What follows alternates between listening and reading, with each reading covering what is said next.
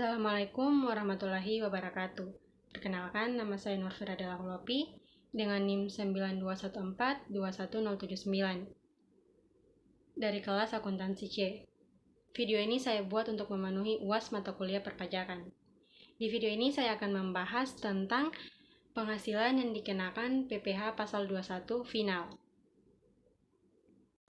Pajak penghasilan adalah pajak yang dikenakan terhadap subjek pajak baik orang pribadi dan badan berkenaan dengan penghasilan yang diterima atau diperoleh selama 1 tahun pajak.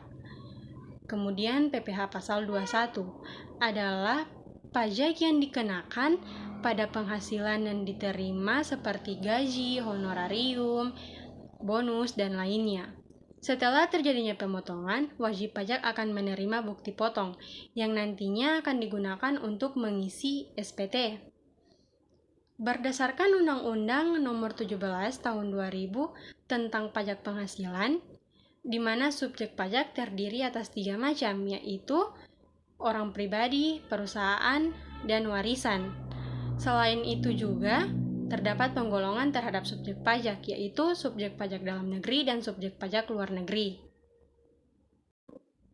Penghasilan yang dikenakan PPh pasal 21 final, yaitu penghasilan yang terdiri dari penghasilan yang diterima atau diperoleh pegawai berupa uang pesangon, uang manfaat pensiun, tunjangan hari tua, atau jaminan hari tua yang dibayarkan sekaligus, yang bagian atau seluruh pembayarannya dilakukan dalam jangka waktu paling lama 2 tahun. Ketentuan hukum terkait PPh 21 final ini diatur dalam Peraturan Pemerintah Nomor 68 Tahun 2009 dan Peraturan Pemerintah Keuangan Nomor 16 Tahun 2010. Yang pertama ada uang pesangon. Uang pesangon adalah penghasilan yang diberikan oleh pemberi kerja termasuk pengelola dana pesangon tenaga kerja kepada pegawai dengan nama dan dalam bentuk apapun sehubungan dengan berakhirnya masa kerja atau terjadi pemutusan hubungan kerja, termasuk uang penghargaan masa kerja dan uang penggantian hak. Kemudian untuk tarif dan perhitungan pajak uang pesangon, untuk yang penghasilannya sampai dengan 50 juta masih dikenakan tarif sebesar 0%. Kemudian 50 juta sampai 100% tarifnya adalah 5%, 100 juta sampai 500 juta tarifnya 15%, dan untuk yang penghasilannya di atas 500 juta dikenakan tarif sebesar 25%. Kemudian ada uang manfaat pensiun.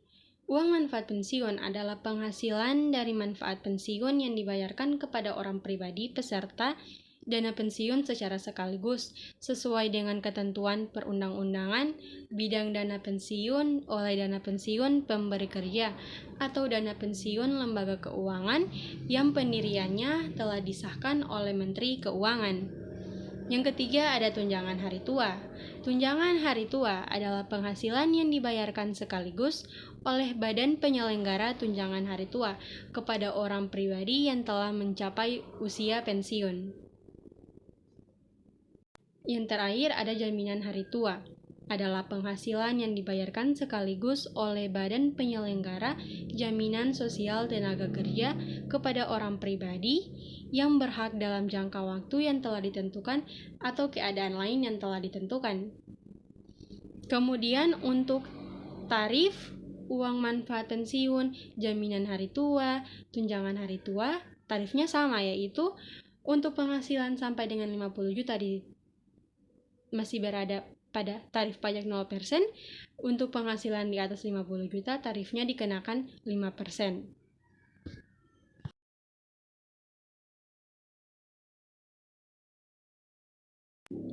Kemudian kita akan mengerjakan satu studi kasus yang telah saya ambil, yaitu uang pesangon.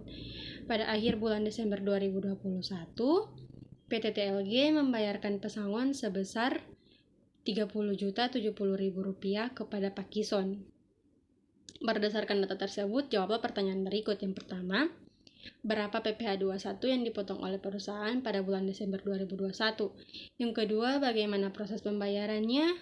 Yang ketiga, bagaimana proses pelaporan, dan yang terakhir, bagaimana perlakuan akuntansinya. Langsung saja kita masuk pada pembahasan yang pertama, yaitu perhitungan PPh 21 yang akan dipotong.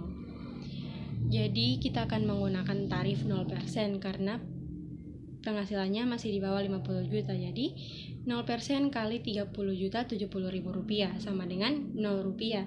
Jadi PPh 21 yang dipotong oleh perusahaan adalah senilai 0 rupiah. Kemudian yang kedua yaitu bagaimana proses pembayarannya. Karena PPh 21 ini ditanggung oleh karyawan, di mana karyawan di sini adalah Bapak Kison. Kemudian yang akan memotong adalah perusahaan, yaitu PT TLG. Namun karena PPh 21 yang dipotong adalah 0 rupiah, jadi PT TLG tidak perlu lagi melakukan pembayaran melalui e-billing. Kemudian yang ketiga, pelaporan. Pak Kison tidak dapat menjadikan PPh 21 sebagai kredit pajak pada saat penghitungan pajak orang pribadi di akhir tahun, karena PPh 21 yang dikenakan atas penghasilan ini bersifat final. Meskipun PPh 21 yang diterima yang dipotong senilai 0 rupiah, PT TLG tetap harus memberikan bukti potong kepada Pak Kison pada akhir masa kerja sebagai bukti bahwa penghasilan yang diterima Pak Kison sudah dipotong PPh pasal 21 walaupun yang PT TLG juga melaporkan keseluruhan PPh 21 yang telah dipotong dari seluruh pegawai melalui formulir SPT PPh 21. Proses pelaporan juga bisa dilakukan melalui e-filing. Kemudian yang terakhir yaitu bagaimana perlakuan akuntansi. Untuk perlakuan akuntansinya ini hanya ada pada saat pemberian tunjangan. Nah, pada perlakuan akuntansinya adalah sebagai berikut. Beban pesangon di debit sebesar 30 juta 70 ribu rupiah dan kas di kredit sebesar 30 juta 70 ribu rupiah. Sekian penjelasan dari saya. Apabila ada yang kurang mohon dimaafkan. Wassalamualaikum warahmatullahi wabarakatuh.